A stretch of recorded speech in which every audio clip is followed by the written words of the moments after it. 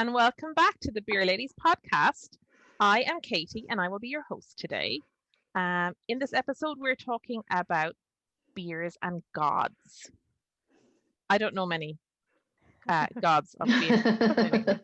Anyway. Before I introduce my co-host, just a reminder that we are on YouTube for those who prefer to watch us. And then wherever you get your podcasts, and we would invite you to subscribe and like and share and tell a friend.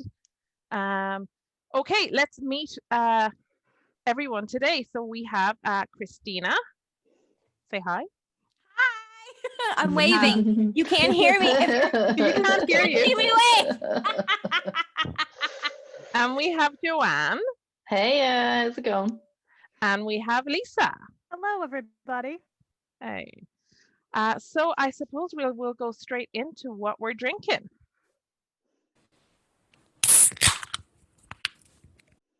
So Christina. Right. So Hope very kindly sent me 2 beers. And this is the red IPA. It's their winter seasonal for 2020. And it says red, hoppy, and malty. And it definitely is one that does exactly what it says on the tin. I love red IPAs, and I haven't had one in, oh my gosh, years. I can't really think of the last time I've had a red IPA, to be honest with you. And this is delicious. I love this beer. And I'm not saying that because they sent it to me, because as we covered in one of our other episodes, if I don't like something, I just don't talk about it. But I really do like this. This was lovely. And thank you so much to Hope for sending this to me. It's delicious, and I will be buying more. Yay. And Joanne, what are you drinking? I have Oh Brother Nightcrawler milk stout, which is I've had this a few times. I like this stout. It's decent. I even have the branded glass, although you can't make it out with the stout. Yeah, this is a really nice one that I've had quite a few times. I enjoy it, and it's not too strong either. So good solid stout. Good.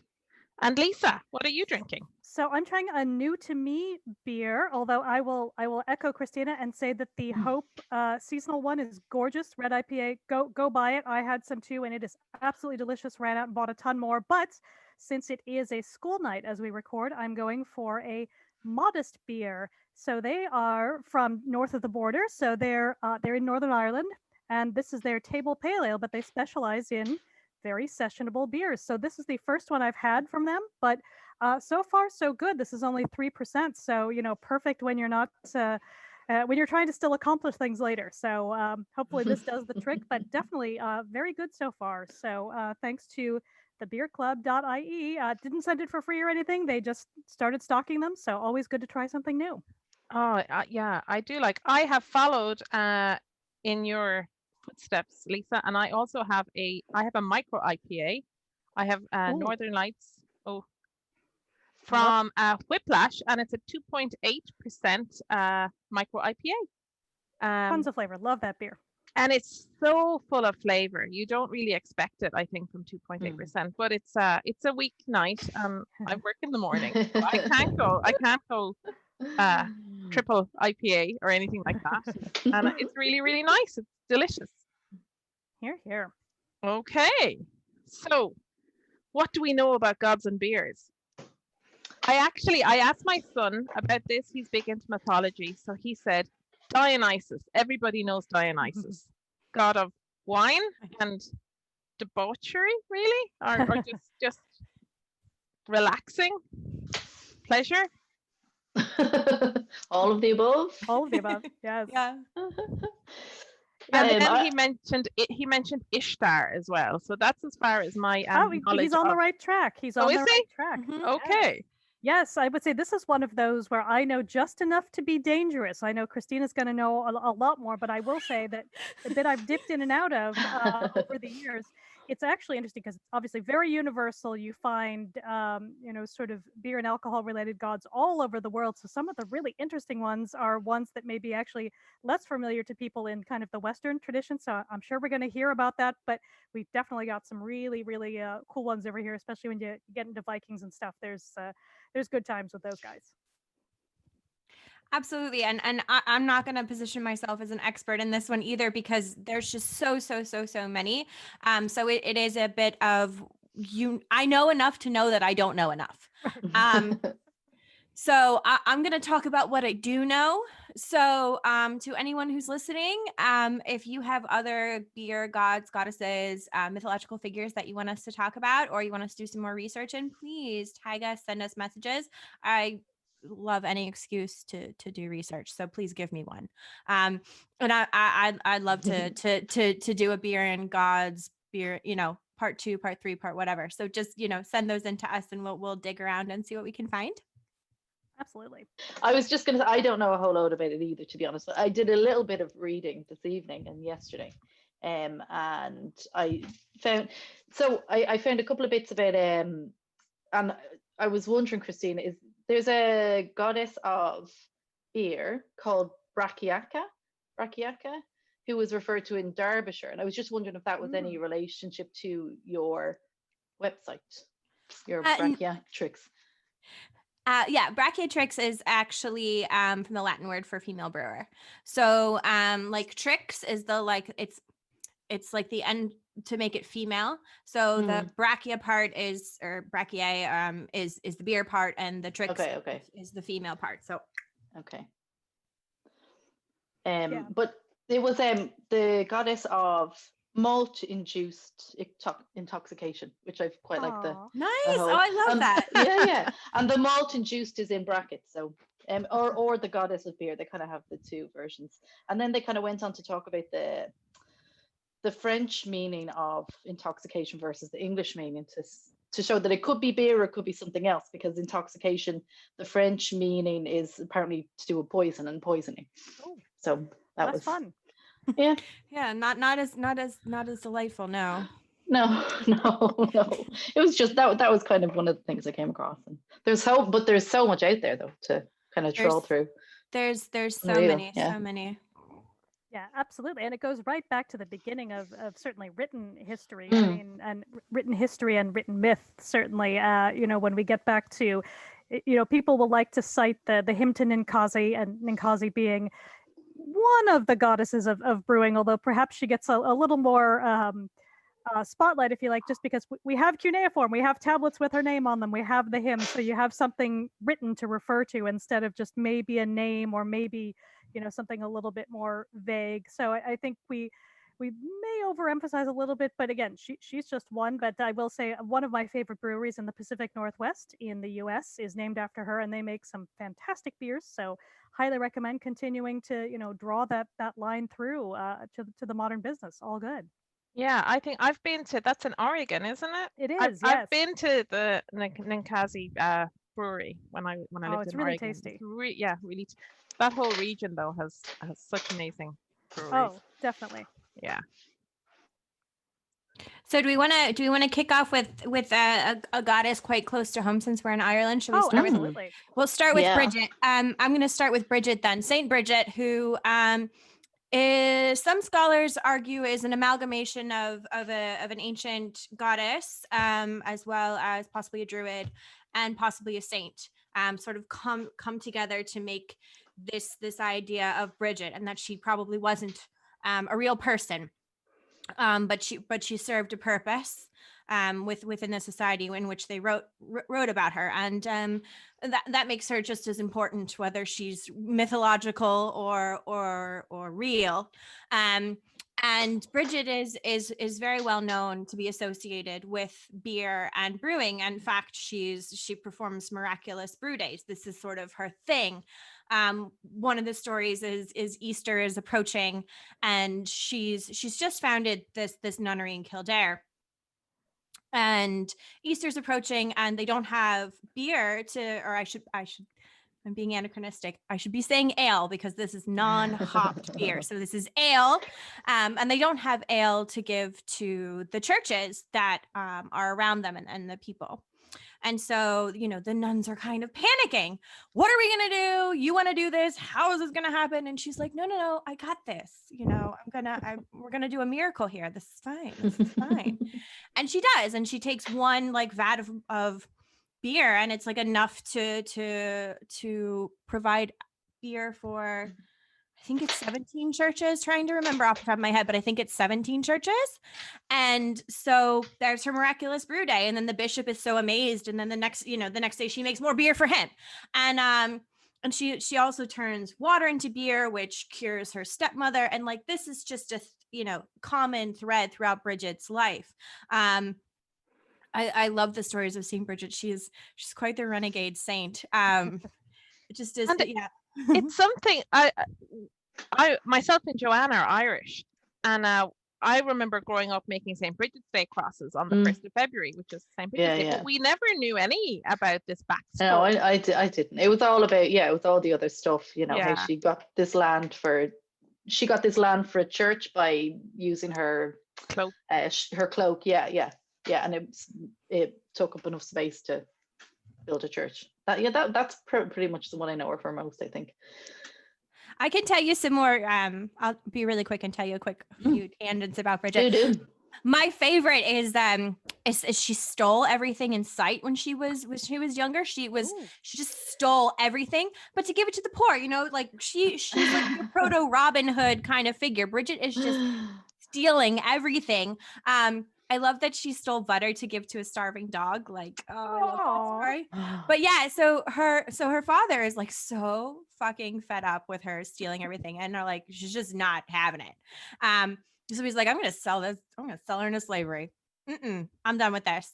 So like he's at the market, and for some God knows whatever stupid reason, he decides to leave his sword with her, the most valuable thing he probably owns.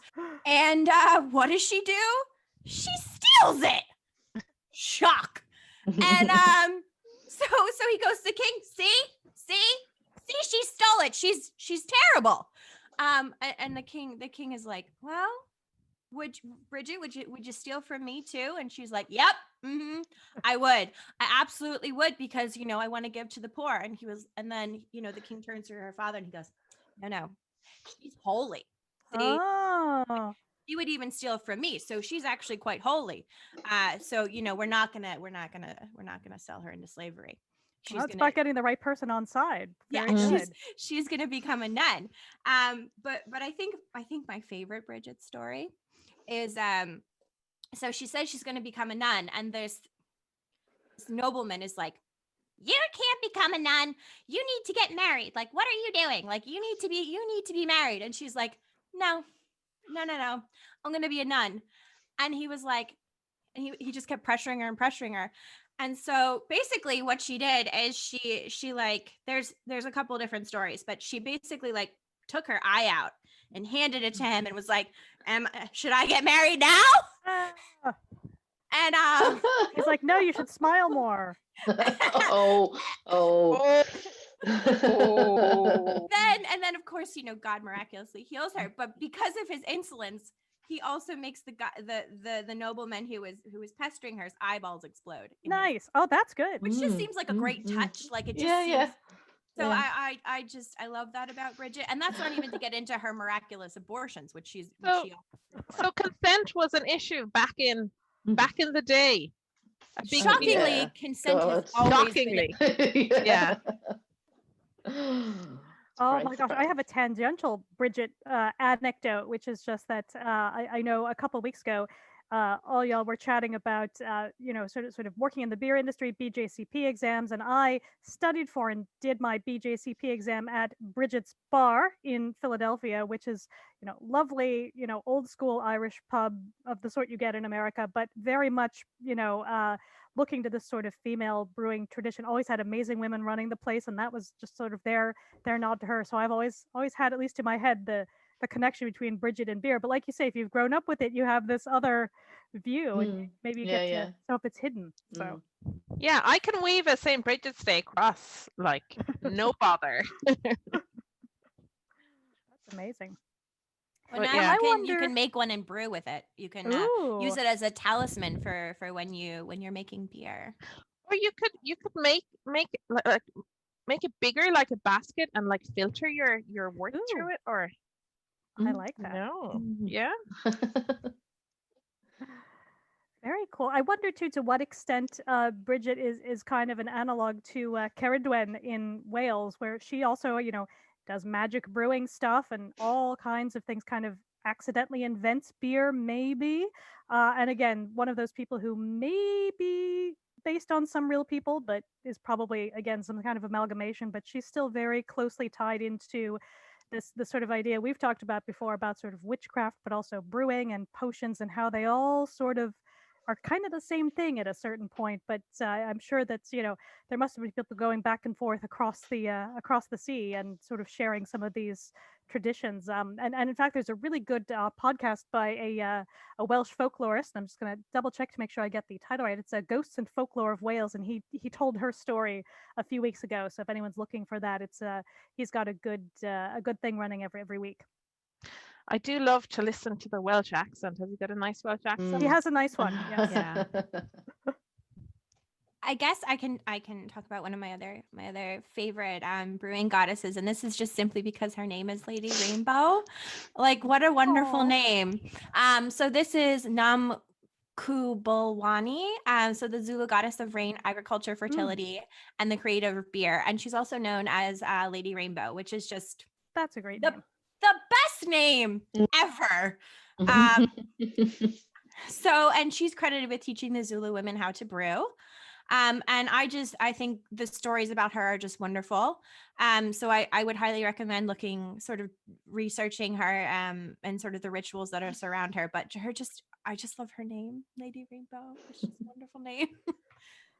Is great. I love that. Yeah, there's some really interesting stories too, like you're saying about part of that whole tradition. And we are certainly going to have a future episode to talk about just brewing in different parts of Africa, because there are some really, really interesting local traditions, and again, especially driven by the women in different parts of the world. But some really fascinating stuff. So lots to dive into.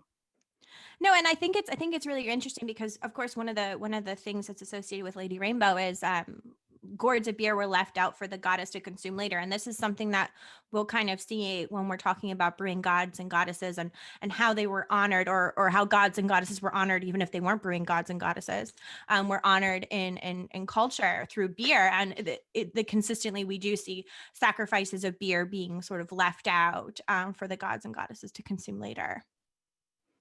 Yeah, absolutely. Or the, important elites in society, especially like when we look at Egypt and all the sort of funerary traditions, they always have lots of beer buried with them. And that, they're some of the earlier ones we know about, but that certainly goes all through many, many, many other cultures. So it's always good when you're excavating and you're like, oh, there's been something made of grain here, and get very excited about that. So I guess we can kind of tell a bit of a sort of scary story around a beer goddess, and actually one of my favorite stories as well. As I don't think Egyptian goddesses, I think they kind of sometimes get absorbed into the Ninkasi. It's just where people talk about Ninkasi and then they're just like, oh yes, and there's also these Egyptian beer goddesses, and a bunch of them. That's the thing. Yeah. There's so many. So Hathor could also be in the form of the goddess Sekhmet. So I'm going to talk about Sekhmet, and she was literally a bloodthirsty warrior. I mean, she drank blood. Like this is the thing. So one of the story I like about her and relates to beer is that the god Ra was just over humans. Just done with us, with our propensity for wickedness and stupidity and, kind of what humans, the worst.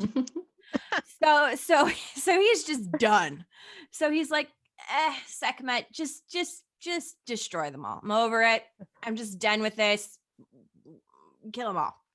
So she's grand. She just starts slaughtering everything and consuming the blood of town after town after town. And so then Ra's like, great, going well. It's excellent. And then he's sitting there and he goes, oh, if I kill them all, who's gonna worship me? Uh-oh. That's not gonna, that's, I need that. The ego needs this. So he's like, okay. Sekhmet, you gotta rein it in. So, and she's like, nah, I'm good. So off she goes. So Ra has to hatch this plan to kind of rein her in. So he decides to dye beer red to trick her into consuming it, thinking it's beer. So she drinks it and she falls asleep. And then when she wakes back up, she's Hathor again, and she's kind and less murdery. So off we go with her. But I love that story. Just Yeah, kill everyone. And I love the idea that by drinking a lot, you're suddenly super chill. Not that you now have become out of control. It's the opposite. You're like, oh, you've gone from up here, and I'm motioning way up here to like, oh, now I'm like a 3 now. It's all good. I'm no longer at an 11. I'm calm. I'm calm. The bloodthirst is just gone. It's vanished. Yeah, because the beer, it's just the magic beer. Well, I'm with I would much prefer beer to blood any day of the week.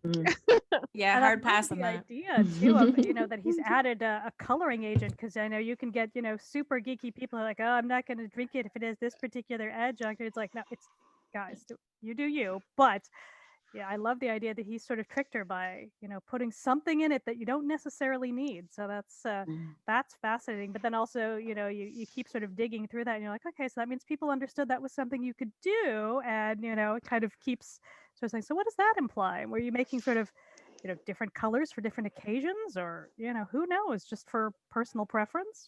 Make it fun. All kinds of ideas. I think it's just a wonderful story. I just hilarious. I love that. I think it's just hilarious. So speaking of goddesses that kind of get ignored in Ninkasi's sort of shadow, and this is nothing against Ninkasi. No, all good. Nothing against Ninkasi. But just to kind of shine some light on some other sort of Mesopotamian, Egyptian, that kind of area. So we'll talk about Suduri from the Epic of Gilgamesh. So she's a Sumerian goddess who appears in the Epic of Gilgamesh, and she's associated with beer. And so she's kind of listed in a bunch of different ways. So she's sometimes an alewife, a tavern keeper, divine girl, and a winemaker. But in the Epic of Gilgamesh, she's running a tavern at the edge of the world, where Gilgamesh, sort of the hero, approaches her for aid. And when he comes close to the house, and she just bars the door against him because she thinks he's a thief and a criminal, because he's really bedraggled at this point. I mean, he's an absolute bits. The man is just, barely hanging on. So he just manages to kind of like shove his foot in the door, and he tells her his name. And she basically is like, okay, yeah, okay, right, sure. I'm so sure you're Gilgamesh. How come you look so awful if you're Gilgamesh? Because you've done all these amazing things. You look terrible. What is happening here? And so he's like, well, actually, my friend died, and I'm really sad about that. So she's like, oh, okay, fair. But interestingly, a lot of scholars have argued that she expresses sort of this first instance of the philosophy of carpe diem. So she says to Gilgamesh, I'm going to use one translation, like, Gilgamesh, where are you hurrying to? You will never find that life for which you are looking. When gods created man, they allotted to him death, but life they retained in their own keeping. As for you, Gilgamesh, fill your belly with good things, day and night, night and day. Dance and be merry, feast and rejoice. Let your clothes be fresh, bathe yourself in water, cherish the little child that holds your hand, and make your wife happy in your embrace. For this too is the lot of man. So essentially, carpe diem. Well, and there's the other bit too in the Epic of Gilgamesh, where that's the beer is how they get Enkidu, who's off, living his best life in the forest or whatever he's doing before that, to be like, it's cool to come hang out with humans. Come look what we do. We drink beer. This is good. And he's like, but then they get him on side. They teach him to drink beer, and then they're like, it's all good. I think he runs across her too. I can't remember the full story. It's been such a long time since I've read it, but yeah, it's all, she, like you say, she keeps popping up in different ways, just kind of being like, beer, it's good, delicious, drink the beer. Yeah, and that's basically what she's saying. Drink your beer, take a bath, get yourself together. Immortality is for gods. You're gonna die, so get yourself together. Exactly. So, and I just find that really interesting that, some scholars would argue that's sort of the first instance of carpe diem. And I just find that really, really fascinating. And I'm trying to remember, did I imagine this bit, but reading a few things, it were some of the goddesses portrayed nearly as kind of temptresses to, to become intoxicated kind of thing. Was that or I feel like I can't remember where, that's not much use, is it? I can't remember exactly where I read that bit, but it just seemed like a bit of a kind of thread through some of them. I wonder, Or what would make sense? I think, and I'm getting an inkling of something in my brain that I'm trying to remember, because there's definitely this sort of split when you're talking at least about Europe. The people who drink wine versus the people who drink beer have kind of different sort of governing deities, if you like, and that may be part of that, where the ones who are encouraging people to drink beer are a little more wild, a little more this and that. But again, that depends who's writing about them. Yeah. So they come from that tradition.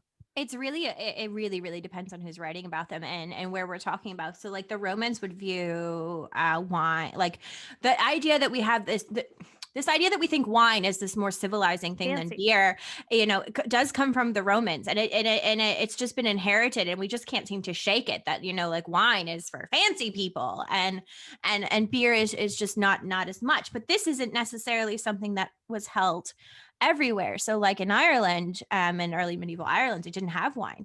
So beer was quite a high value drink. And they have all these regulations for malt and stuff, because that's the only thing they could control in the brewing process. They can't control the yeast, and they can't control the infections. They don't know about these things.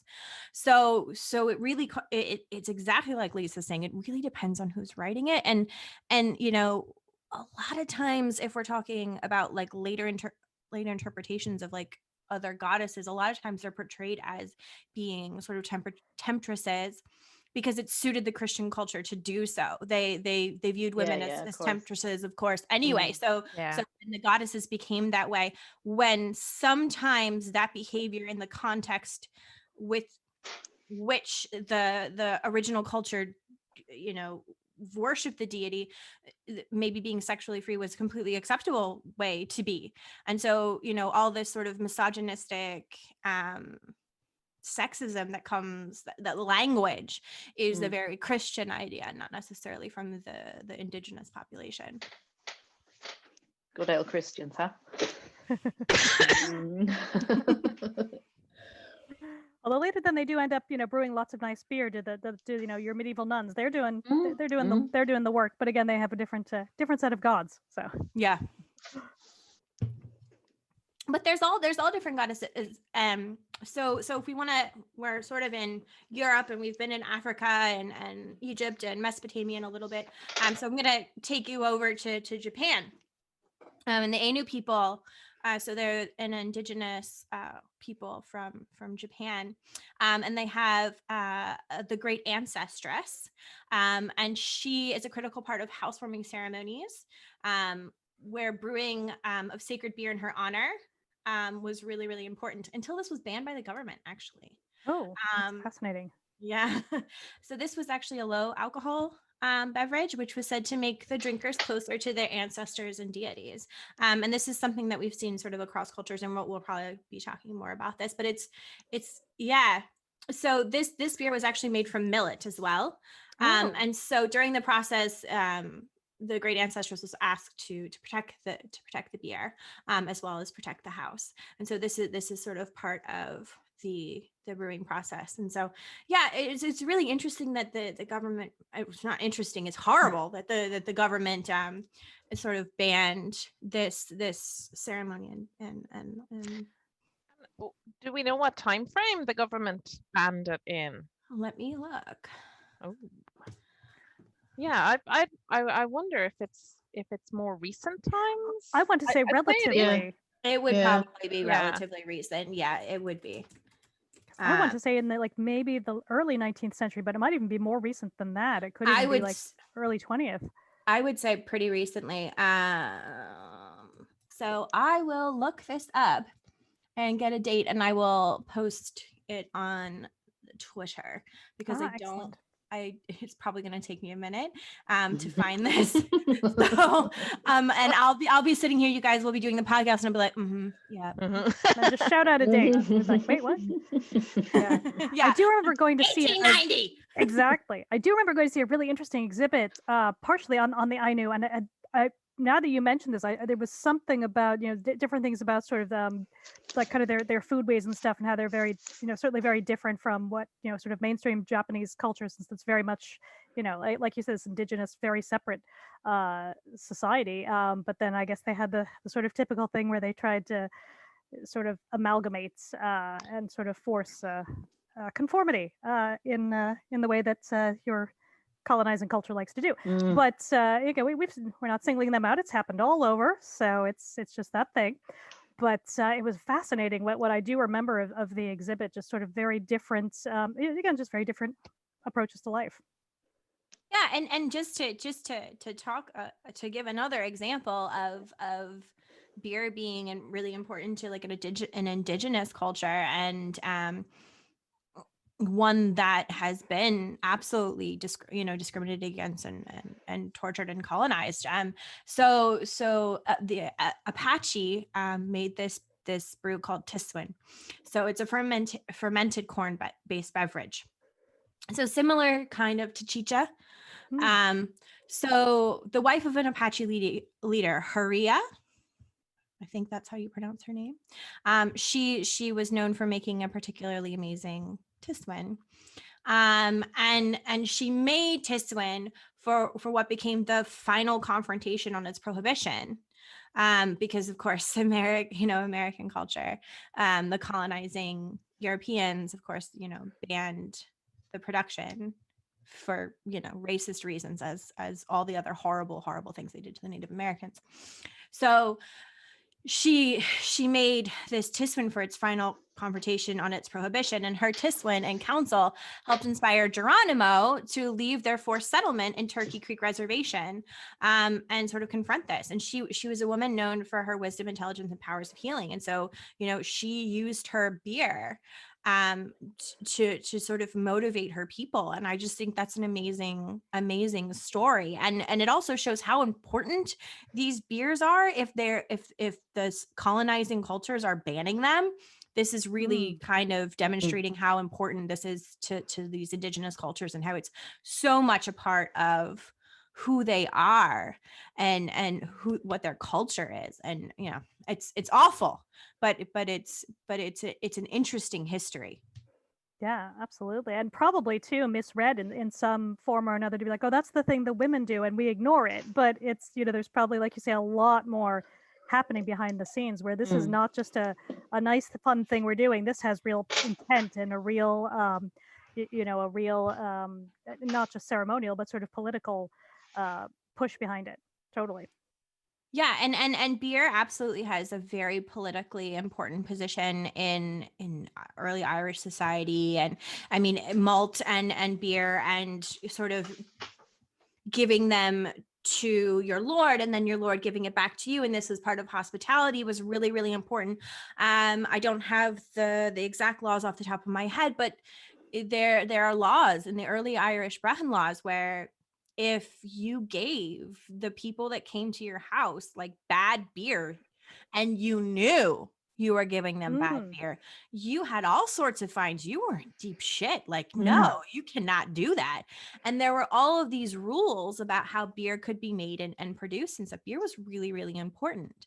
And I'm just using Ireland as an example because or Viking culture as well. Like lots of rules. Yeah.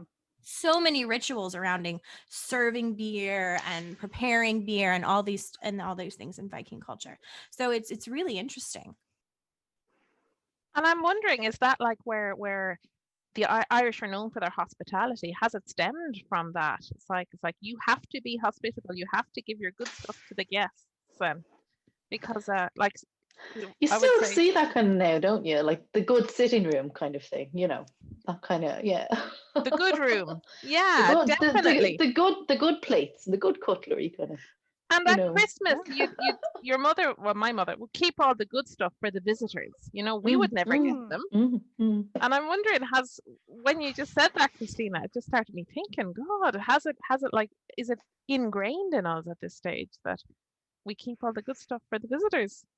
Oh, well, and Because just to pick up we on don't good, want the wrath of the king upon us, well, or the good people, because again, if you go off with them and you take a drink of, whatever they've got, then you're with them forever. So there's all kinds of folklore around that as well, and how you don't want to offend them, but you also don't want to be too close. So there's this fine line to walk, and I bet a lot of that is about problems of etiquette. How do you how close do you want to be to your neighbor? How especially when you're in sort of an isolated rural community, you can't piss off too many people, or else you're shunned, and it's hard to work land that way. and everybody knows. Everybody Hmm. knows. Exactly. Everyone knows who's cheap or who's Yeah. off spending. Yeah, absolutely. But yeah, that's such an interesting question, and it is so. Again, going back to the sort of medieval laws, very similar in kind of in Viking culture, and then in sort of early modern Scandinavian culture, there's still all this sort of ritual and law-based ritual around brewing, who can brew, when they can brew, where you can sell it, how you have to make sure it has high quality. And so with the Norse too, you have do we say Aegir or Aegir these days as the god who likes to do the brewing? I don't I'm not so good on my I like Aegir. Aegir. I usually what I would say. Yeah, because he's off brewing, and if you're making anything bad, he's gonna hear about it in some way. So that's the thing. It's not just the locals are gonna punish you like it. It's gonna go all the way up to your To the god, top. and they're gonna have words with you. Absolutely, and we'll talk more about this when we have the Christmas episode about the history of Christmas. But there's all these laws on the books about how you have to brew for Christmas and how much you need to brew if you're X, Y, and Z status, and the penalties for not doing that are pretty harsh. After a couple times, usually they give you like not so bad penalties the first couple times, and then third time around, whoop. And I'm saying that you're not actually killed, but but the penalties they do increase as you continue with not doing what you're supposed to be doing. But there's all these rituals in Viking society with hosting and serving beer. Women in particular are associated with sort of serving beer, and this is a ritual to the point where when we find women's graves, and not actually I shouldn't say women, when we find graves with objects of femininity, and I'm going to put this caveat out there because my entire thesis is arguing don't assume gender based on someone's grave, because you're talking about a culture that had many different genders, many different understandings of how to conceive your gender, and so you don't want to just assume someone's gender based on a skeleton, or I grave. didn't know that about Viking society. Or even not the skeleton. So exactly. Yeah. You don't want to. I mean, of course, biological sex is very much different from gender, and and a lot of, unfortunately, fortunately, archaeology is moving away from assuming biological sex equals gender, but it is still problematic. Unfortunately, like I'm sort of the stick in the mud when people they get so excited because there's a grave that's biologically female, but there's swords and stuff in it, and they're like, oh, female warrior, and I'm sitting here going. Yeah, like these mean lots of different things. It doesn't mean she wasn't necessarily, but it's also just an expression of power. And again, it can be all sorts of different things. Yeah. Well, yeah, she might not. They might not have identified as female. They might have had a completely different gender to what her biological sex might be. It also we know that the Viking Viking graves are basically conspicuous destruction. It's basically saying, look at all these valuable things that I can destroy. So the whole point of that is to show observers, because funerals are a time for negotiation. So it's basically where you negotiate who's in power now, how much power they have, and you're either solidifying ties with allies, you're renewing your hatred with enemies. Funerals are really, really important, and huge elaborate funerary displays are something we see now. We see it through the Victorian era, when humans like to do this, when especially when the people in power are threatened. They have more elaborate funeral rituals, will destroy more things. This is just a thing that people do. So when we're looking at these graves and we're seeing really elaborate graves, it might have nothing to do with the person that's buried in there and everything to do with the society around them. So that person might just happen to be the person who died at the time they need this elaborate funeral. So they're saying, okay, we're going to destroy all this stuff because we're so powerful. Look at us. That'll do. Because we know this. I mean, in Anglo-Saxon graves, we have children who are buried with sort of these elaborate, warrior graves. So it's really important to not assume these things. And I know I'll have some archaeologists come down like, what are you talking about? But this is a contentious argument, but this is the whole point of my doctorate. Just to not make assumptions. But that doesn't mean that these things aren't associated with masculinities and femininities. Of course, a sword is a form of masculinity. It's a hegemonic form of masculinity. It is the top tier level. And of course, I've gone on a tangent, but what I meant was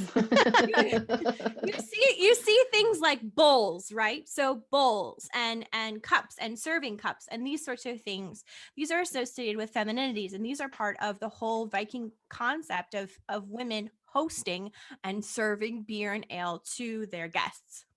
And that's the end of my tangent. But it's a whole thing. That's a whole thing. And I think okay, we like the tangents. I love that tangent. And it's so interesting how funerals are so different in different parts of the world as well. But I'm thinking it might be time for a beer break. How do people feel about that? I think that's a good idea. I'm practically empty, so I'm going to go get one. Yes, we'll take a break and refill. Yep. Yeah. All righty. Hey, this is Bean, and you're listening to the Beer Ladies podcast.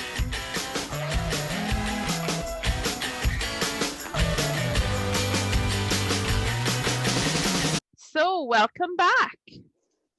We are recording Beer and Gods, and I'm going to go around the Zoom and say, what are you drinking? So let's start. Christina. Oh, me again. Oh, well, I'm just going around in a circle based on where you are on my Zoom. So, yeah, I'll shake it up after you. Okay, are you ready? Lisa, you're up after her. All right. Okay. So I this is another one that Hope sent me. So this is the double IPA limited edition, 8.9%. Hello. Oh.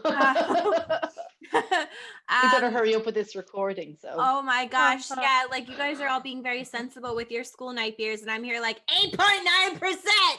Whatever. I haven't actually tried it yet, so give me a second. Oh, that's nice, isn't that? Yes, I had it. I had it the other night. I had two of them the other night. I was just telling the ladies here. It is that good. Again, don't necessarily recommend having a whole bunch of double IPAs of an evening, but if you are and you're at home, because we're in Ireland, we're all locked down, we're not going anywhere, so you can responsibly enjoy a couple at home. It's really interesting. I'm just reading the back now, and it says we use twice as much malt as we would for a pale ale, and that gives this beer a deep, sweet, and complex body, and it is sweet. Like you definitely get some like nice malty sweetness in here, which is well balanced with the hops. Like I'm really enjoying this.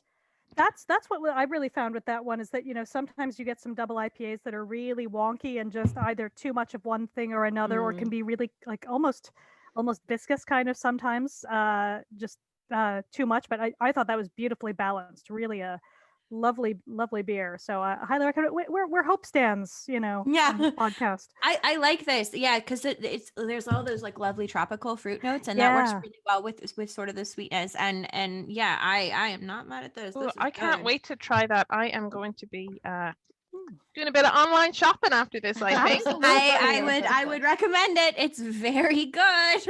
Absolutely. I've been trawling their online shop as well. They have some new knitted hats that I'm sort of like, oh, do I need that? I might need that. I think you might need that. Yeah. But I have actually gone, I know, speaking of the red earlier, I've got the Kindergart Redry Ipa. So, you Oh, complain that's there are good, no yeah. red IPAs and then two come along at once. Just like a Dublin bus, right? Exactly. And this is really lovely. I've not had this one from the before. Always a big fan of Kindergart there. Their stuff is lovely, but this is great. You can really, really taste the rye. It's really nice, but again, not in an unbalanced way. It's very, very pleasant. So 6.5%, a little stronger than my one earlier, but kind of figure this will help me sleep later. But it's lovely, and as always, they've got some fantastic artwork. I know you people just listening can't see it, but they always have. I love the it's really Kindergart. The charming Kindergart cans have Yeah, they're such really good. lovely artwork on them. Yeah, they really do. They always do a great job with it. So definitely another one to seek out. So for those not in Ireland, they're up in Donegal. Just lovely beers. And Joanne, what are you drinking? I have a Tribble Dark Arts Porter. Oh, I love it. Yeah, I love that It's a one. Again, classic. that's one that I have had a good few I times. like to keep that around the house. That's just a good one to have as a go-to. Such a good beer. We actually a few years ago we got they were doing a deal. They were selling them off. They were obviously near expiration, but we got like 24 bottles for €2 each. And we had the bottles for a good 6 months to a year, and it just got better. Oh, really? Oh, Yeah, I could see that though. Yeah, it was really, really good. Yeah. Yeah. Oh, good deal. I love that. Yeah, I'm just a big fan of all the stuff Charles puts out, but that's one of my favorites. Love good porter. I am drinking another favorite here on the podcast, Four Provinces. I'm drinking their Session IPA, Fadley, which is Irish for long day, I think. It is, Yeah, there we go. And it's a Session IPA. It's a summer.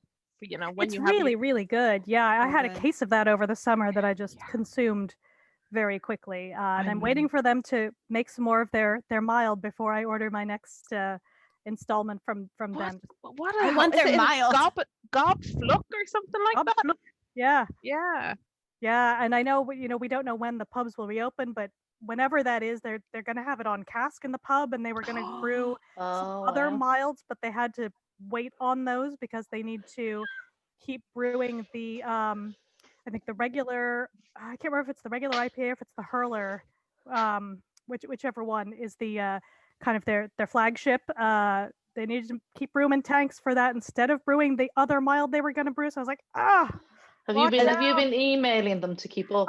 I'm just saying I may be paying a little too much attention, but they're lovely guys, and I think for those not in Ireland, the craft brew community here is still so small. You kind of get to know people, even if you're like me, a total newcomer, or I know the rest of you have been around a lot longer, but you can just really be embraced by the community, and everyone's just really friendly and lovely. I can't wait to go back to the Four Provinces Bar and Brewery. We were there with Beer Ladies. Oh God, I don't even know how long ago. Like, was it a year ago now? It was a while ago. It must have been, because it was right before I moved. So yeah. And what an awesome tour.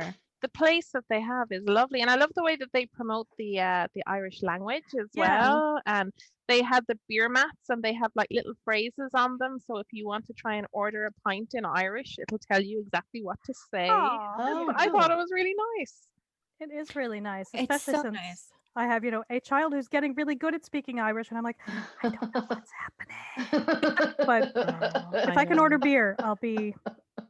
That's all you need. And they also have amazing toasties, and like at a really reasonable price. So nice to be able to drink there, and then you can like order food, and it's not like going to cost an arm and a leg. Like it's a small price for. And the toasties are really, really. A good toasty would be just amazing. So nice. It's so nice. Like after you have a couple pints, just to have like a lovely little toasty. I cannot say enough nice things about the beer as well. Oh, their lager is just like, don't even get me. It's beautiful. The puddle, isn't it? So it is delicious. It's so good. You can tell so much about a brewery by their lager. You can't hide anything in it. Completely agree. And they just make an excellent lager. I just love Four Provinces. Cannot wait for it to opening up again. I will be back. I will be back. Absolutely. Get that mild on for Lisa, okay, lads in the Four Provinces. I know. I did tweet at them about it again the other day, and they always respond. So that's nice. They know we want it. That is really nice. And I'm like, Lisa, when your 6-year-old gets older and needs help with her Irish homework, it's like, what's going to happen? Oh gosh, yeah, that's a great question. I guess I'd have to take her down the pub and just Yeah. them for some tutoring. I like you thinking, I'll meet you. I can help. Yes. I did honors Irish for the leaving, okay? Oh, So- perfect. Yes, because the only person I know who's really, really fluent lives in Galway. So I think, or close to fluent, lives in Galway. I think that would be a bit of a trek to have to do every week. But well, that'll be fun too, though. So Yeah. Oh man, I can't wait till we can do another trip to Galway. Our trip to where we did the Beer Ladies trip to Galway. That was so nice. much fun. It was so much fun. I cannot wait till the after times when we can, do things again. yes, bring on that Yeah. vaccine. Let's keep going. Hopefully soon. Yes, all Well, the vaccines.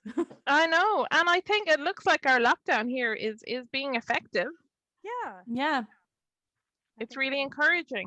I don't mind being in lockdown as long as it's actually doing what it's supposed to be doing and people are following it, and it seems to be the case, and things seem to be going in the right direction. And so that's excellent news. This is amazing news. Especially you compare, I'll look at my American friends and relatives Facebook page, and it's a sort of nightmare of sort of QAnon conspiracy and anti-masking and stuff. And I'm like, oh guys, just it doesn't need to be like that. You can just be sensible and just try to follow the rules, and but I think that the greater good is a harder sell with that size of a population. So I just don't understand anti-maskers. I mean, like, it's a piece of cloth. Like, why is this a big? Especially for him from the Coors, no one wants to see him. Come on. Oh, don't get me. Listen to Jedward, not Jim Core. That's all I'm going to say. Jedward are cool. How is Jedward the hero that we need in 2020? You can get them to record a holiday message. So for I think it's like 20 or 30 euro. They'll record a holiday message for you, and they've made it very clear that they won't like promote a brand or anything. But if you want them to record a message for your friends or your family, you can sign up and have them do it. I thought that was adorable. So that's really sweet.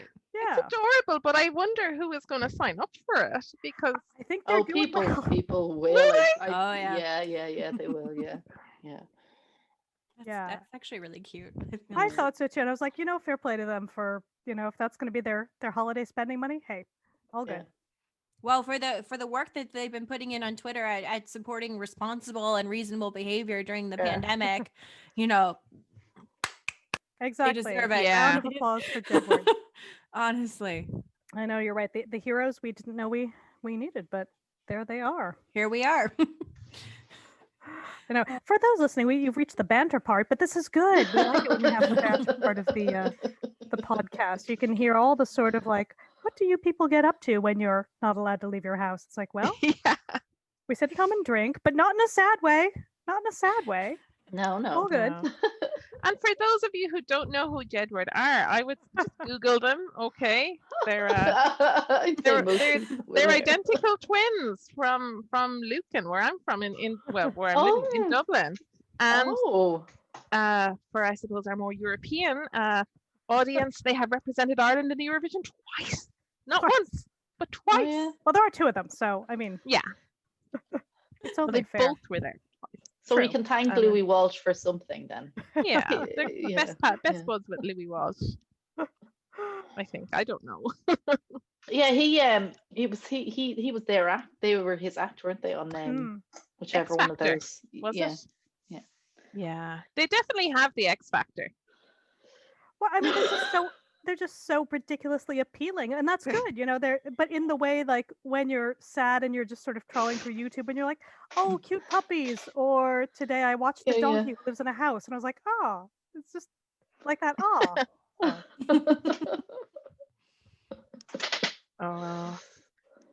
And I love another channel that I love flicking through is the Seal Sanctuary down in Courttown. They have the cutest little seals. That sounds just while we're on the topic.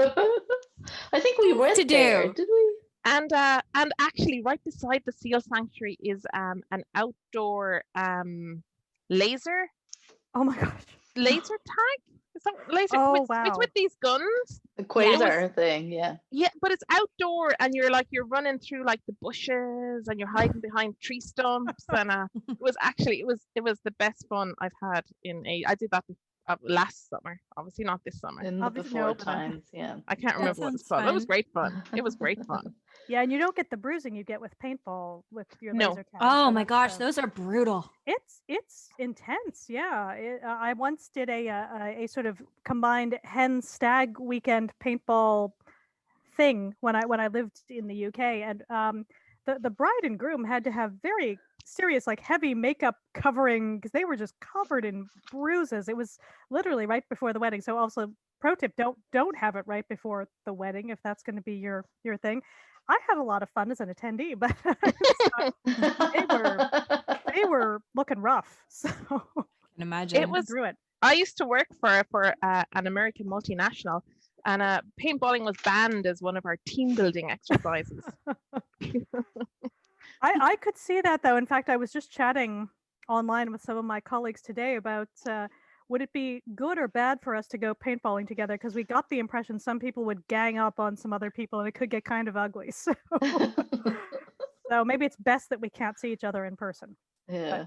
We're going to have some holiday episodes coming up, but while we're thinking of, sort of getting into the holiday spirit, and I'm reminded because Katie is wearing one of Tandy's amazing holiday sweatshirts. I've got one coming, and Christina has one of Tandy's amazing not all hotbeds have beers shirts. I've got one as well, which is so great. But what are we thinking for the holidays, since we're going to be maybe on lockdown, maybe not? And I'm just trying to plan what beers am I going to buy? Am I going to buy I have bought a Craft Central Advent calendar. I'm curious to see what's in that. But I'm trying to think too, what events are going to come up, and events being virtual events between kind of now when we're recording in early November and sort of Christmas, New Year. What do I need to stock up on? What's going to be the exciting local beers to get? I don't know. Well, Beer Ladies, we're doing the Kinsale Mead virtual tour, which I can't wait for. And then we just had the Whiplash virtual tour, which was so much fun. Amazing. I cannot say enough nice things about Whiplash. We learned so much about their brewing process. They had an excellent discussion about beer and sexism. It was wonderful. And we're going to chat to them more on the pod as well. So that's they'll be on the podcast, which will be fantastic. And then Kinsale Mead is amazing, and they do a lot with mead history as well. So that'll be fun. Really That'll be interesting, yeah. Because of course mead has a really prominent place in Irish history, so I'm really excited. And their mead is amazing. I'm obsessed with their wild red mead. Just do not even get me started on how much I love that. It's just really good. So good.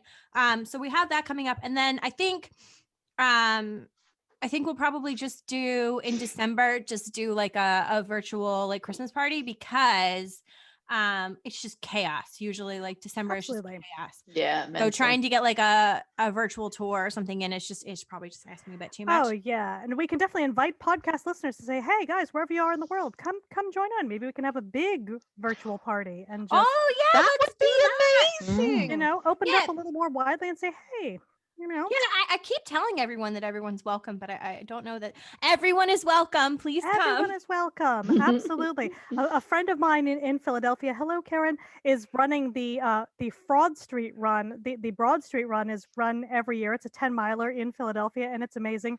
The Fraud Street Run is going to be a charity race from the Four Seasons Hotel to Four Seasons Total Landscaping, which is meaningful as we record this. But it's to raise money for Phil Abundance. They're a wonderful charity helping people who have, food insecurity in Philadelphia. They're great. So how awesome is that we've taken this ridiculous thing and turned it to good. And also there's going to be some good beers for everyone to enjoy. But I think, publicizing that kind of thing and being like, hey, there's good stuff happening and there's going to be good beer. We would love to invite people participating in that kind of thing to come and have a couple beers with us. Oh, definitely. And I saw that Rascals have just released a beer called the Four Seasons. Oh, also, did they say brewed with sour grapes? I think that was the. I think it is. Really? Yeah, definitely. Yeah. I need that. I need that. Oh, listen, Rascals has their banter on point. I love it. It's amazing. their social media is just, it's hilarious. They're always a joy They are, and my God, their pizza so good, so good. Like it can So be hard good. for us Oh, it North is, American yeah. folk to be like, Yeah.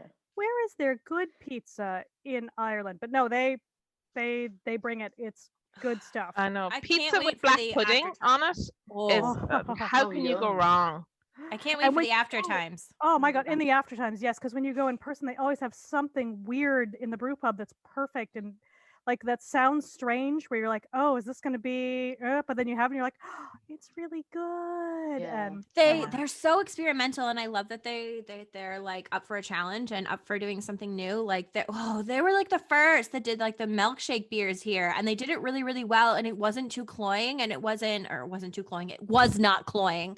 It wasn't too sweet. It was really, really well done. I love Rascal's Yeah. experimental beers. They're just, they always Absolutely. are down to take a risk, and I'm always down to try the risks because they pay off. They do, and that's a hard thing to do. I mean, it's because you have to have your basics nailed to do the weird stuff well, and it's not everyone can pull that off. But totally No. agree. And again, their banter game is next level. I love it. So good. Oh, speaking of risks, I cannot wait for White Hag's Mexican hot chocolate stout. Oh, I heard about that one. Yeah. Oh God, Are sign they me up doing for an that. eggnog one as well? If I recall Yes. correctly. Yeah. Ooh. I'm like on the fence eggnog. about that. I have because thoughts. I love a Mexican hot chocolate, so I can see how that could work. And I've had some good like Mexican hot chocolate stouts, which for those listening, air quotes, big air quotes here. I've had some that are great and some that were interesting.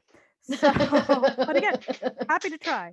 Happy to try. The eggnog though, eggnog is not my thing in the normal not beer world. But again, I'd give it a try for science. I'll say that. For For science. science. For Yes. science. But maybe they'll pull it off. Yeah, like eggnog is quite alien to us Irish people, so it's kind of interesting. I made it some last Oh, year. Actually. It was really? really Did you? good. Yeah. Did you Mm. Irish it up? Oh yeah. It was an Yeah, alcoholic one. Yeah. Oh, thank God. I got the Yeah. recipe on Serious Eats or something Aw. like that. I can't remember. Yeah. Oh, I used to write for them. Hey, they're lovely people. But I was actually just looking up eggnog earlier today, and the only places it's common, I think, were the United States, Canada, and Venezuela. And there was one other place that I want to say it was like it might have been Jamaica. It was somewhere very warm where you didn't expect. I was like, that seems strange. But yeah, and it was nowhere else. And I was like, that kind of tracks, I guess, except for the one warm weather country that just seemed very out of place. Maybe they'd like it. All good. So No, that'll be interesting. It'll be interesting. But you know what? I had a beer by Northern Monk, and it was an ice cream beer, and I was like, oh God, this could be really cloying. Like this could be awful. And it was like vanilla, strawberry, and chocolate ice cream beer. And I was like, so good. It was Ooh.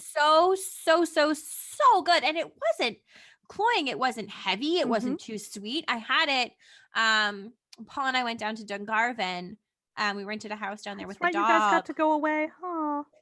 Yeah, it was nice because we rented the house with the dog, and so we were able to socially distance, and when we went out to dinner we ate outside, and so we made sure that we were, because the weather was so nice.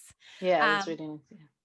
So we were able to go sort of even beyond what the regulations were, because we try to be as safe as possible. But yeah, the beer was so good, especially like on a hot day. And I thought it was going to be really overwhelming and very like heavy, and no, lovely. Oh. It's part of their like, they're doing this line like with a chef. Like it was, I don't know. Oh. It was They did. gorgeous. They did a jam roly poly as well, didn't they? Oh, really? Yeah. Whenever I hear jam roly poly, I think of I'm a Celebrity, Get Me Out Yes! of Here. Yeah. I can't remember the name of the guy who loved his jam roly polies. Oh, Redknapp, Harry Redknapp. Yeah. Yeah. That was, I love I'm a Celebrity. I'm sorry, I'm such a sucker for that show. Like I don't know why, but I love that show. Do you know it, Lisa? I do. Oh yeah. And we all need our guilty pleasures now, right? Like, Yeah, and my excuse is, having lived in the UK in the 1990s, these people are all the people I recognize, because they're all, has-beens now. So they're all the people who were famous when I lived there. So it all reads. I'm like, oh, a bit of nostalgia, yeah. Oh, exactly, Yeah, exactly. definitely. Although I saw sort of a sad thing today. I was on Twitter, and there's a sort of Britpop almost bot, and it's like, oh, this is the 25th anniversary of this particular gig happened. I was like, I was there. That's the first time I saw at least one of the bands playing. Oh God, I'm old, but it was a whole I had a lot of feelings about it. So, but I tagged the band, who are still a going concern, in my retweet. So I felt like I participated in the right way. But I was like, oh.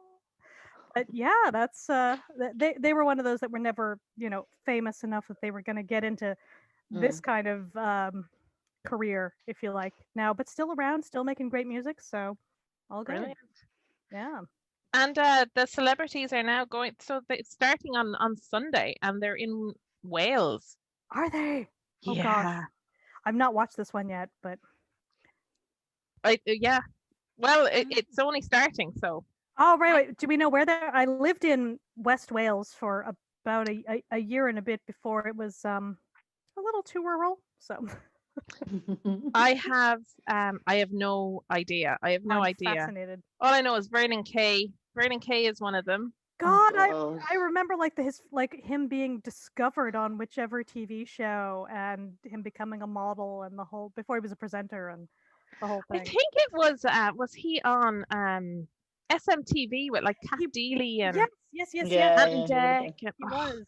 Yeah, and I remember him when he was first sort of being discovered. They're like, well, he's not particularly good looking, but he has a look which is, fair. Kind of look. So, yeah, and he's very distinctive, absolutely. And I think I feel like too, at the time there was a real interest in people who were sort of professionally northern, which was like a thing. So he fit the bill. Yeah.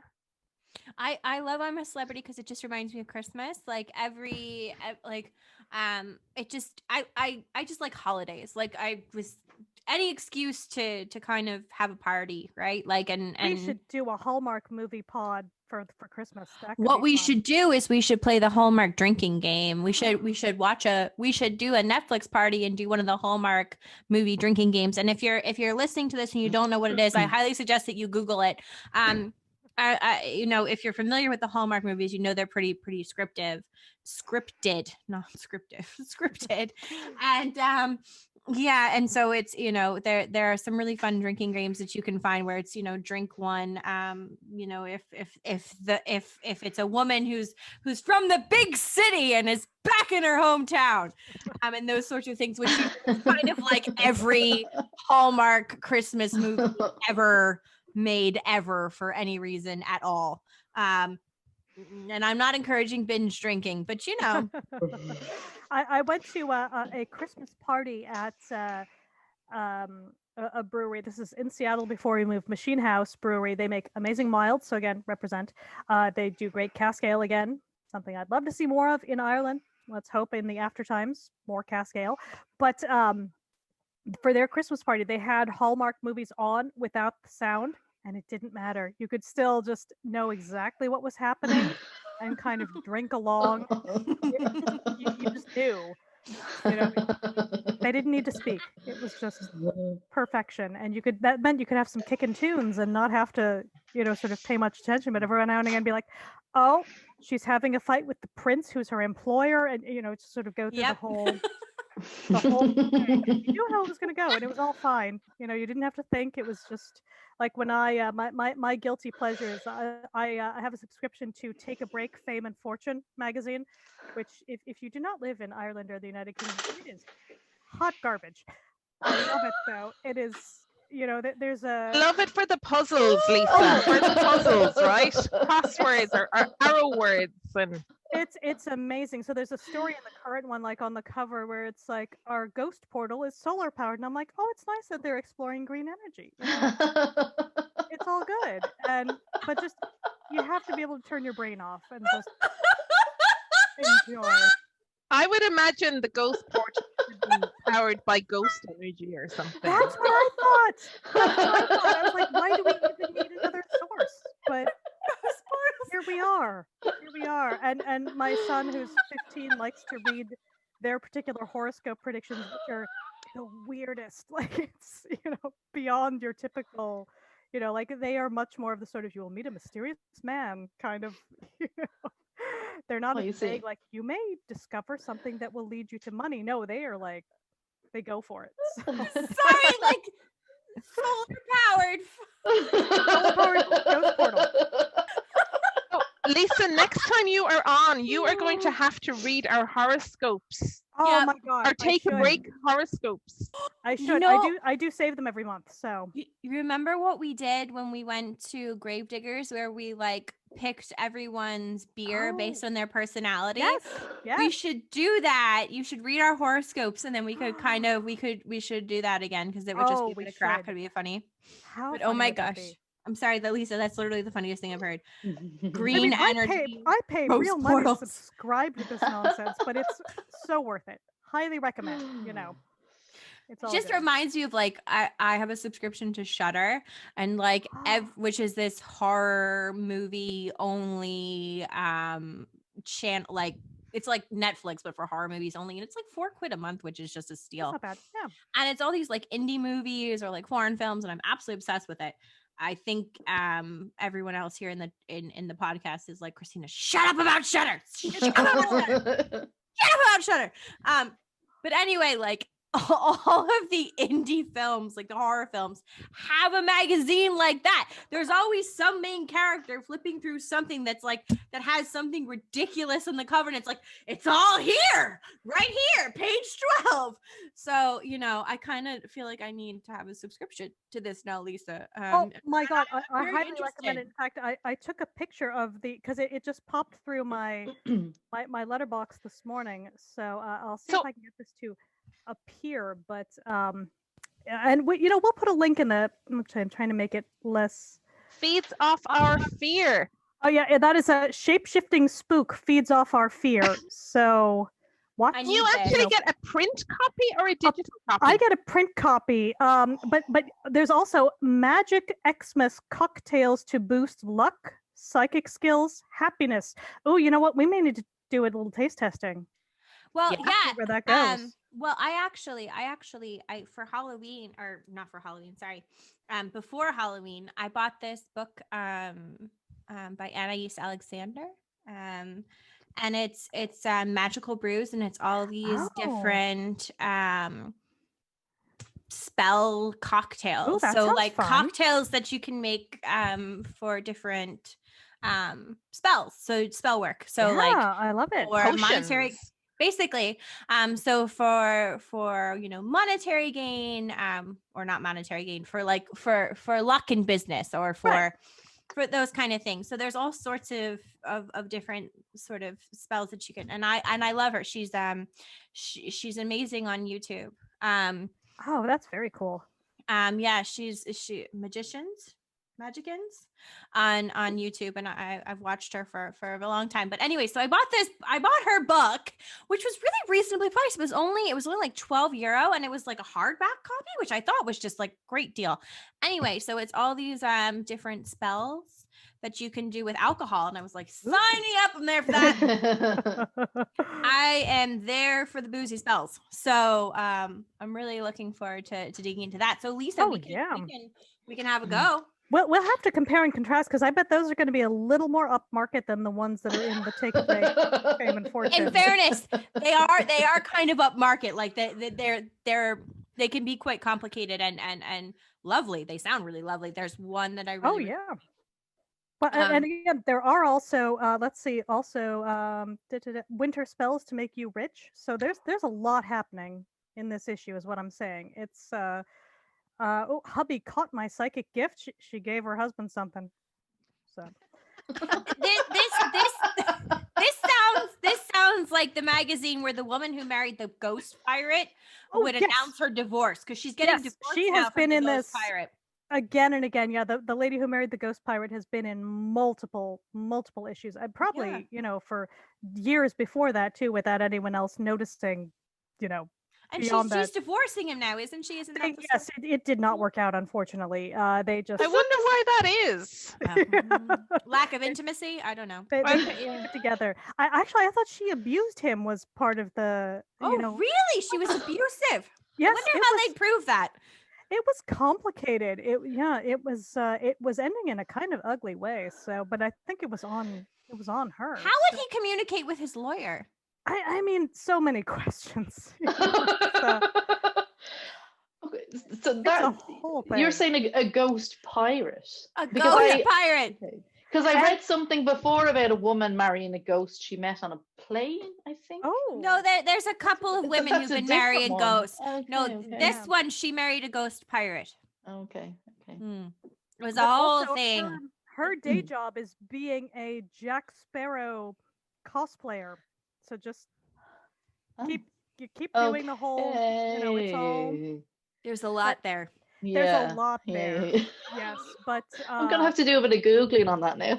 I try not to yuck anyone's yum. You know what I mean? Like I no. try not to yuck anyone's yum. If you want to marry a ghost, you you live your best life and you marry a ghost. Okay, But that is the first time I've heard that term, yuck anyone's yum. I like it. Yeah, like I try to just like let everyone live their best lives. You know what I mean? If you want to marry a ghost, you're not hurting anybody. Live your life. Be happy. Who cares? It's okay. We're laughing with her, not at her. It's fine. Exactly. No, I'm just trying to figure out how the divorce proceedings exactly go. Like, Well, I think they had to get married in international waters, if I recall correctly. They had to go International far enough out the shore. I for real, this was a thing that happened. Well, I mean, I said maybe for real is right. This was a thing that happened, but no, they definitely like went out on a boat to do the wedding, and then but then obviously it's not worked out for one reason and another, and it's obviously too bad. how does inheritance go? Does she posthumously get his inheritance? Like he's already dead, so that's a does she great get to go question. back like 300 years and be like, yo, I know you're his great great great great great grandson, but I married him, so actually that's all mine now. Oh, that's fascinating. I hadn't even thought of that. I mean, how does inheritance law work with when you marry dead people? Well, but also when it's a pirate, did you ever find the treasure? I don't, Oh my God, I have just Googled it and she's Irish. Yes, she's Irish. Yes, so it's a local story. It all counts. Well, but here's the thing. Also, if you're married to a pirate and piracy is illegal, and you're like, are you in trouble now too? Because your husband's a pirate. Like, I don't understand how any of this works. What are the legalities of this? She divorced him via an exorcism. Well, that explains. Well, now we have the answers to how the lawyer stuff works. There we go. Okay, they got a priest, not a lawyer. Oh my A goodness. priest divorced her? I thought they didn't believe in that. Careful now. Yeah. Well, I mean, maybe it was an annulment because he couldn't actually fulfill his conjugal duties, Oh, which he is a reason for annulment. Although still, it's pricey to get an annulment. That's not. That's an expensive thing to be going through. So. But I would imagine it'd be pretty easy to prove that there was no. Why are we talking about this? Because it's amazing. I have a list of tangents that we've taken just for social medias when we're releasing it, and it's People will love it. entertaining. It's all Yeah, good. We're yeah. going to talk about the ghost pirate lady. The lady who marries the pirate ghost, because who doesn't love a pirate ghost? I'm glad we had a super serious discussion about colonialism and its impact and its horrific impact on indigenous societies. Now we're like ghost pirates. We're full circle. We have something for everyone. I mean, Exactly. and our banter is good banter. Yeah. So getting back to Christmas and getting ready for Christmas. Christmas, ghost pirates. Let's just move along from the ghost pirates.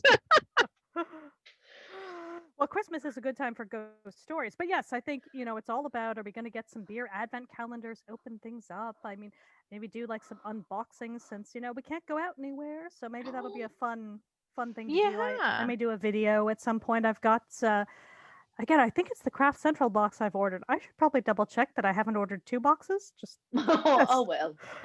Again, Thinking about getting one. I had 2 of the Hope Double IPAs the other night, folks. I may have bought things without knowing it. I'm not going to do that. I've I done do that. that too. It may have happened. drunk It's so surfing easy now or- because you buy everything online anyway. And So, exactly, you if my know. phone's just there, I'm like that. Yeah. Yeah, like PayPal. I know this isn't good, but I have a tendency to feel like money spent online is not real money. Like it's just like, oh, I just click a button. It's PayPal. It's not real. Well, and it's not like we're going out. We're not spending on, going out to pubs or going to restaurants. Even if we're getting takeout, it's not as much. Yeah. you No, know. I have saved a lot of money. I don't really spend it on anything. So the occasional box of beer is just we're not it's an traveling. acceptable expense. Yeah. And Exactly. frankly, usually less than the cost of a night out here, Oh, including yeah. taxis and everything. Oh, it's so easy. expensive to go out in Dublin. Just don't even get me started. Yeah, but it's nice because we can support a local business, and Yeah. it's all good. So you And you always get a seat on your sofa as well. Yeah. No, none of that Yeah. standing, Lark. There's not a line for the bathroom. Yeah. no or line for for the bathroom. There's bar. not that weird dude smoking just outside the door where you're like, really, just Thanks, guy. move. I need to order an advent box, but I just don't know which one I want to order because it used to be like there was one option and now there's so many there's options. Loads. Yeah. And I'm like, I don't know which one I want. I want all of them. I can't have all of them. I have to pick I know. one. I'm thinking getting another one unless I already bought the other one. I'm gonna have to troll through my email and do a check and Yeah. call people. But for Yeah, those, like- for those of us who are American, we had some emotions last week. So as we record, so we had to. We went. We had a lot of feelings. Yes. So I think I am thinking though of maybe the beer club one. Although I think I also talked to Brewdog is doing a collaboration mini fest, which I have signed up for, but I've not heard about how to pay yet. So a bit of a mystery there. But I'm interested in the beer club one. Quiva was talking about how it's like a lot of limited edition beers, and that's more like what I'm keen on. Like I would rather do like Irish beers and like limited edition. And Quiva said there's some like special stuff and stuff. So I'm probably gonna go there. I've had the Martins one before and I love it, so I highly recommend the Martins, but that's the only other one that I'm familiar with. But I'm leaning towards beer club just because like I know Quiva and I would trust her 100% to make an amazing. They're just lovely. I've got my beer club pint glass here. Hard to see. That's cool. Oh Beer yeah. Club pint glass. Cool. Yeah, and they're just if there's a problem, they can sort it. They're very no. I good love about that. I love how everything is like small businesses here, and that you really just can hey so and so.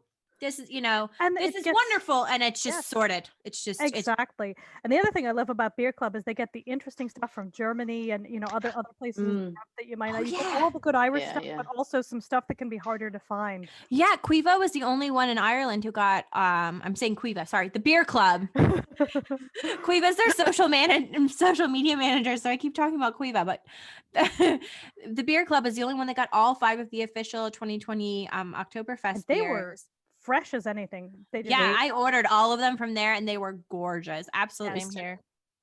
Stunning. I still have a Lovenbrow in the fridge. Oh, I'm gonna drink that soon. The Augustiner was like, so good. I liked the Märzen. Just beautiful stuff. Yeah, and again, really fresh, kept in good shape.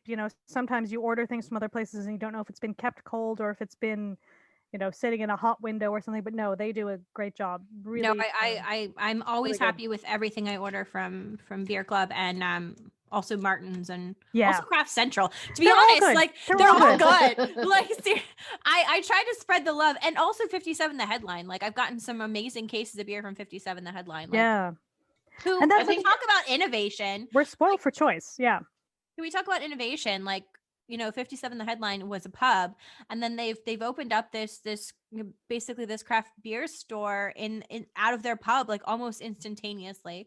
They're selling food and whatever as well. I am so thoroughly impressed with what the Headline. Yeah, I just keep seeing the pictures of their burger on social media, and I'm like, I need that to be here.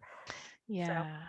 And also Beer Cloud, I don't think existed before the lockdown. No, they didn't. That was made solely for the purpose for small breweries here, wasn't it? Distribution, yeah, really absolutely. Just to get those who don't have those connections, in Dublin or in other cities, have a way to distribute. I mean, they did it so quickly and so efficiently. It's really impressive, and the crack community guys too. They've done a great job pulling together some events and just really getting some really good beers organized through both Beer Club all over. Just really getting people together. That's, it's what's been keeping us going during this lockdown. So, It people. shows how close the community that is as well, though, I think, doesn't it? Yeah. That they were able to kind of do that. So, No, and there's not competition with it so much, working together kind of. Yeah. No, I love Crack Community. I think their festivals have been amazing. I went to one of their festivals, sometime in the summer, and it was just really well done, with all the different beers, and then the interviews with the brewers, and they were talking about how they came across this, why they came to brew this beer, and all. I just think that they just took the idea of Zoom and just ran with it, and it was just so well done, and they're just lovely, lovely people. I'm actually devastated that I missed their dark nights or whatever it was lovely. was. Tandy and I both I'm went devastated. to represent. So their next one, I can't wait. But I just adore them. Like, I just think what they're doing is just wonderful. I think they're because they make these, if you're not familiar, they make these like festival beer boxes. So you order the beer box, and it's all these festival beers, and then you have the Zoom call, and the brewers talk through the process of their brewing. You can ask as many questions as you want, and I just think in a time of lockdown, like, how amazing is this to be able to access breweries, and it's a way to keep connected in the community.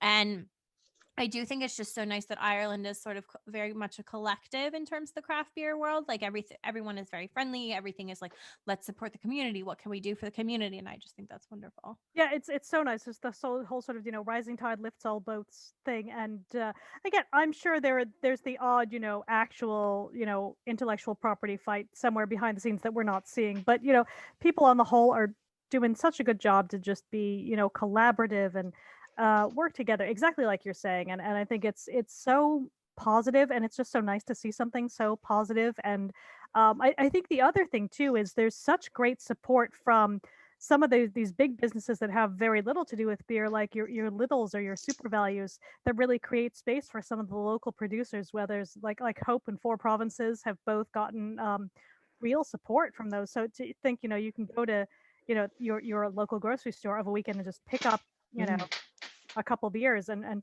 get something really good and local. I mean, that's a relatively new thing, and it's nice to see them continuing to support that. And so we've been really lucky, I think, with the timing of that sort of happened when we're all stuck at home. So yeah, absolutely. Oh, Christina, you took a big swig there of the how are you enjoying it? I loved it. I thought it was amazing. This is dangerous. Yes.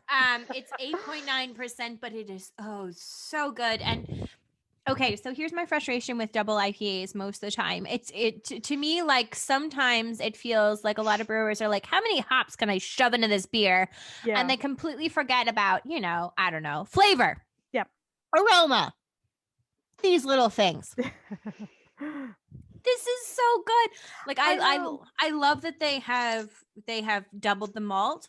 I think the sweetness here really, really, really actually balances out the hoppiness. Like, yeah. It's still hop forward. Like, don't get me wrong, It's still a hop forward beer, but the sweetness here really plays really well with the sourdough tropical fruit notes, and this is dangerous. I had it as a lovely dessert and then another lovely dessert. So I thought it was just amazing. Such a good job. And like you say, I feel like, especially if you're thinking kind of, late, 2010s, or, sort of even like if you go to like 2005 or 2004, where we had this sort of IBU arms race, if you like, where it was all like, how bitter can I make the thing? And you're like, but what does that do? Why, guys? It's interesting to be like, I did the most extreme thing, but so what? Did it taste good? And I will say, I had the I can't remember if it was Brewdog. It was probably Brewdog, though. The beer where it was in a taxidermied animal of some kind. Yeah. Which I had in a pub in, gosh, it must have been like 2007. I remember being like, this is interesting, but is it good? And again, not to slam our local Brewdog, because our local Brewdog, those folks are doing a great job. But as a thing, I was like, well, why are we doing this? Was that the why? tactical nuclear penguin? Yes. Was that yeah, Yes. I had that. Yeah. It was interesting. Yeah. And it wasn't bad. It was just maybe what I would have chosen if it hadn't had all the gimmicks. And I had it at at a bar's anniversary party. So it was kind of, which made sense. I mean, I think that's the right venue for that kind of thing. Is there's some kind of ridiculous event, you're there with friends, you're just gonna, have whatever the most ridiculous thing is. But then, like, you compare to like a Pliny the Elder or a Pliny the Younger. I'm personally a Pliny the Elder fan compared to the Younger. I've had the Younger. I think the Elder is better, but but and they're both nice, and certainly the Elder is kind of the sort of godfather, if you like, of this style. But one of my former locals, Tired Hands, Ardmore, PA, so they are awesome. They made this beer called Mrs. Man, which was just blew both of them out of the water. I was like, this is so good. Why are we having other beers? But you can only have so many. But it was in a small glass, which was perfect. But just again, that balance is so hard to get with those stronger, hoppier beers. It gets more and more extreme and more sort of often ridiculous, unless they're people who really get it. And again, this Hope one is good. So that was a long rambling way of saying this Hope beer is really good. No, what is that quote? Like, everyone was so focused on how they could do it. No one asked why, or like why they should do it. Yes, and that's my thing. Like, why? Yeah. For some of these, I'm just like, why did you make that? Like, there's just no reason to it. And it's so like it's the same thing. Like Heady Topper versus Focal Banger. Like, I think Focal Banger is the better beer. And a Heady Topper is the more famous one, but I prefer Focal Banger. But I do some, which is just an aside and has nothing to do with the hops arms race, because both of those are just lovely hopped beers. They're both absolutely stunning beers. Like, there's no complaints about either of them, but I just prefer Focal Banger. But it is a hops arm race. I think, Lisa, you just kind of nailed it on the head. Like, why? Like, the question is not it's just why. Like, it just it's just wait, I'm gonna do a thing. Hang on. This is you guys are all gonna be like, whoa, mind's blown. So this is happening. So it is all to do, the big sort of hops arms race was happening during the big hops shortage. So it all comes back to our conspicuous consumption with Viking burials to be like, look what I can fucking blow up, dude. Boom. So I tied it all together. Welcome. Should we just end there? I think we're done. Yeah. I think that is the perfect note to leave it on. Right? Absolutely. Conspicuous consumption, guys. Yeah. Have a beer. It's all good. So yeah, I think we've come to the end of our episode. Right? Yep. Hope you enjoyed all our tangents. Yes. We're all out there on all the socials. So we are the Beer Ladies Podcast. We're on Facebook, Twitter, Instagram, and you can watch us on YouTube. And tune in next week. But thank you for listening, everyone. Bye. Bye. Cheers.